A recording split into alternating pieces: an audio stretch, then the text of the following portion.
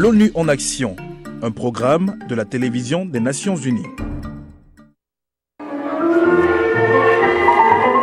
Un vendredi soir comme un autre, dans le centre-ville de Montevideo, la capitale de l'Uruguay. Dans ce pays d'Amérique latine, le tango fait partie de la culture. Comme le tabac jusqu'à récemment.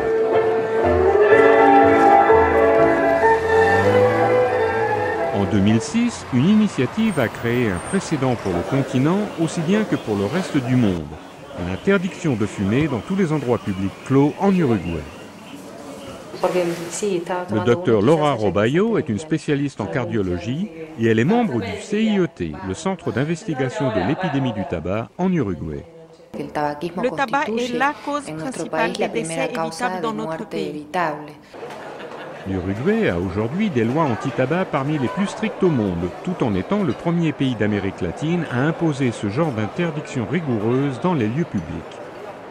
Genera efectos vasoconstrictores. Por eso, el fumador il a presenta fallu en potencia sensibiliser les fumeurs au danger 50% du más que tabac el no sur leur fumador. santé, El et dans ce 80% pays de de los culture hombres que machiste, les consultan por autorités n'ont trastornos reculé sexuales devant son aucun tabou. fumadores, más hombre o menos. Plus ou Deja el moins hommes, cigarrillo antes que la vida te ces campagnes agressives d'information au niveau national et international sont un contrepoids aux publicités habiles des compagnies du tabac qui craignent l'érosion de leurs marchés les plus rentables.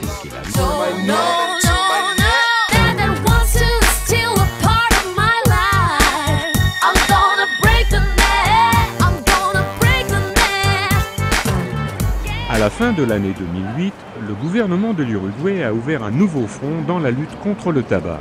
L'interdiction totale de la publicité pour les cigarettes dans tous les genres de médias, y compris les panneaux publicitaires dans la rue. Mais la publicité n'a pas disparu.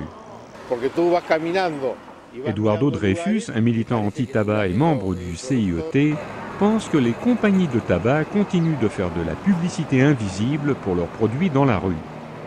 Il est intéressant d'observer les couleurs et les motifs dont ils se servent dans les panneaux publicitaires et qui sont immédiatement associés aux publicités précédentes que l'on voyait dans la rue, et tout particulièrement dans les kiosques.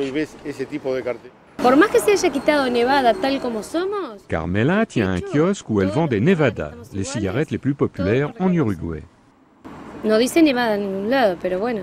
ne voit pas le nom de Nevada, mais les gens ne sont pas stupides.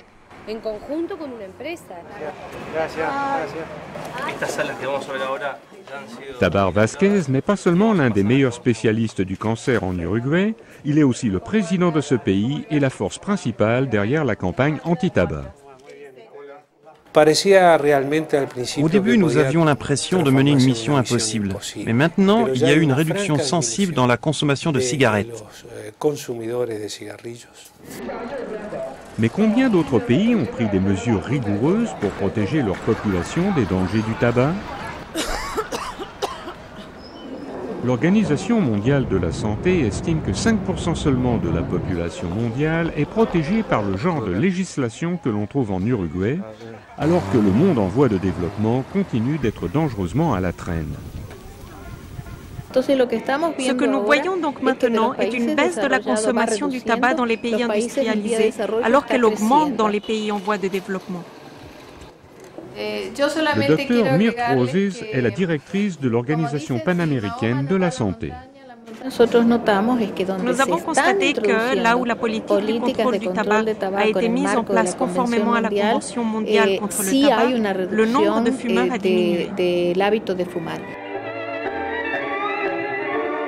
La Convention mondiale contre le tabac, menée par l'Organisation mondiale de la santé, exige que les gouvernements mettent en vigueur la législation anti-tabac que 164 pays ont déjà signée.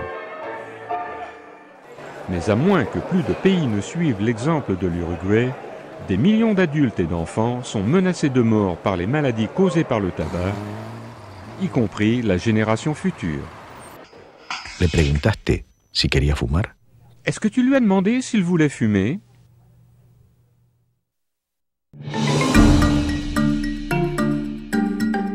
Ce reportage a été préparé par Jill Fickling pour les Nations Unies.